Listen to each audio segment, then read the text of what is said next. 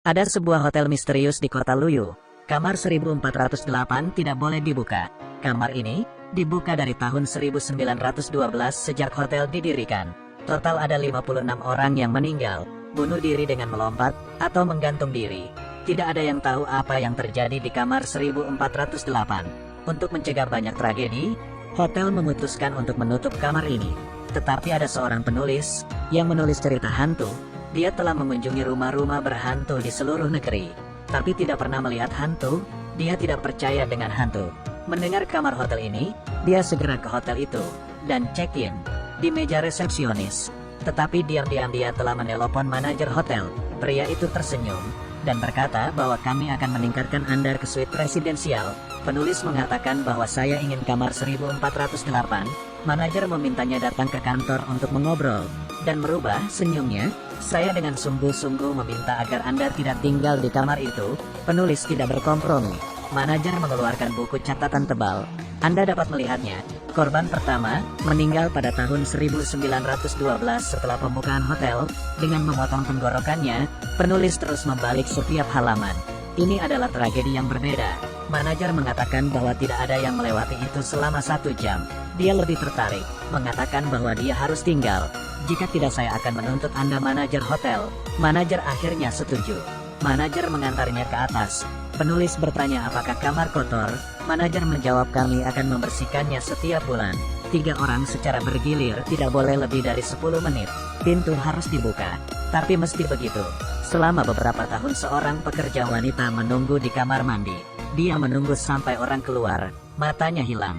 Sampai di lantai 14, manajer memperingatkan penulis untuk tidak masuk kamar itu. Sayangnya dia masih menolak. Time sama dengan 0.4s, lebih besar dari dia ditinggalkan sendirian.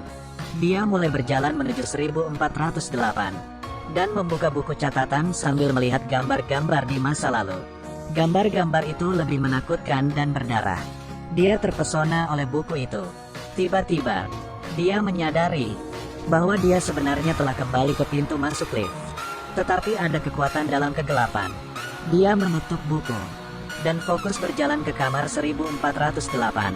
Sebelum masuk, dia melihat seorang ibu di kamar sebelah dengan bayi. Kelihatannya dia tidak aman. Akhirnya dia tiba di kamar 1408. Memasukkan kunci, memutar kunci, membuka pintu, menyalakan lampu. Semuanya normal di dalam ruangan.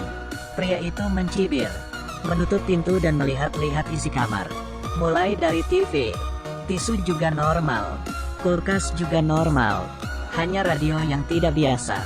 Di atas karpet ada noda aneh dan gambar lukisan juga sedikit tidak biasa. Lalu dia membuka jendela, melihat keluar. Di luar tampak normal. Tiba-tiba, radio berdering dengan sendirinya. Membuatnya kaget. Pria itu membalikkan kepalanya dan melihat. Sialnya, tempat tidurnya ada kotoran. Ia merasa ada seseorang di kamar itu. Jadi dia harus waspada. Tidak ada seorang pun di mana-mana. Dan saat ini dia menemukan bahwa tisu toilet di kamar mandi benar-benar menghadap ke mahkota. Dan udara semakin panas dan panas. Dan menemukan bahwa AC rusak. Jadi dia menelpon resepsionis untuk meminta mereka memanggil pekerja pemeliharaan untuk datang. Mereka setuju. Pada saat ini, pria itu penasaran dan mematikan lampu, memegang sinar ultraviolet. Seluruh ruangan benar-benar penuh dengan noda darah.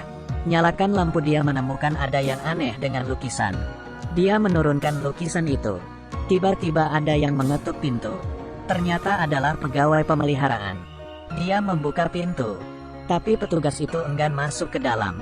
Dia bilang, saya akan mengajari Anda. Caranya, pria itu akhirnya memperbaiki AC sesuai dengan instruksinya. Kemudian dia berbalik, petugas pemeliharaan menghilang. Dia menutup pintu. Tiba-tiba menemukan bahwa dia tidak dapat mendengarnya. Mencoba mendengar suara di luar jendela, telinganya benar-benar tidak dapat mendengar suara. Saat dia kembali, tiba-tiba jendela tertutup sendiri.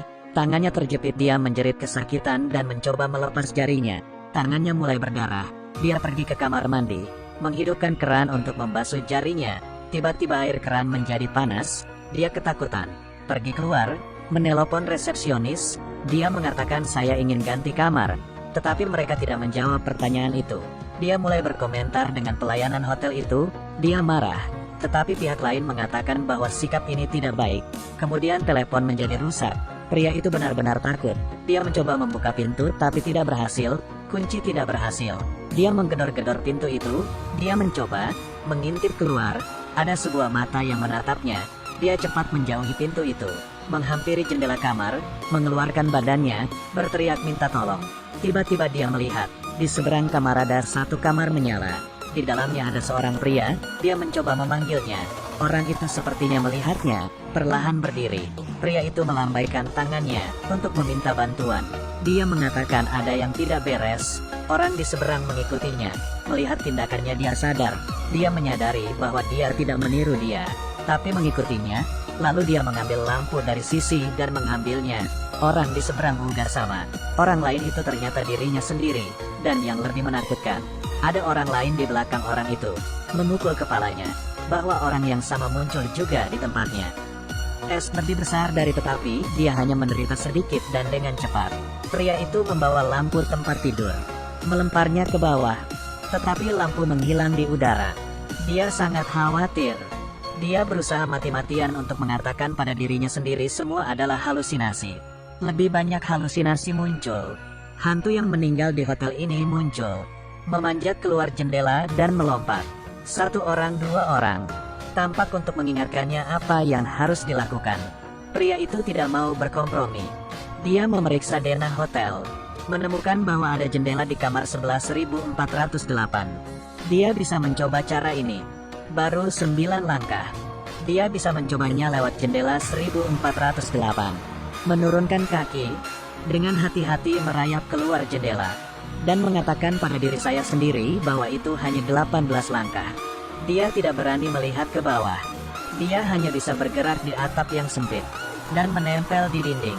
1 langkah, 2 langkah, 3 langkah. Angin di lantai 14 sangat kuat.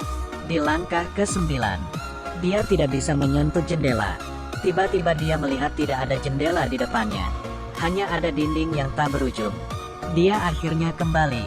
Tidak mudah kembali ke kamar 1408. Jendela tertutup sendiri. Dia bangkit dan memeriksa kembali denah kamar. Semua telah berubah. Hanya ada satu kamar 1408. Dia kembali mengintip. Di luar hanya ada tembok. Jendela berubah menjadi tembok. 1408 sudah jadi ruang rahasia. Suhu AC turun. Untungnya, sinyal bisa connect ke wifi. Dia buru-buru login dan menghubungi mantan istrinya. Setelah video itu, air mulai menyembur ruangan, merusak listrik, komputer menjadi rusak. Harapan terakhir hilang. Tidak bisa menelpon. Tidak ada yang berfungsi. Kemudian dia mengambil buku di meja.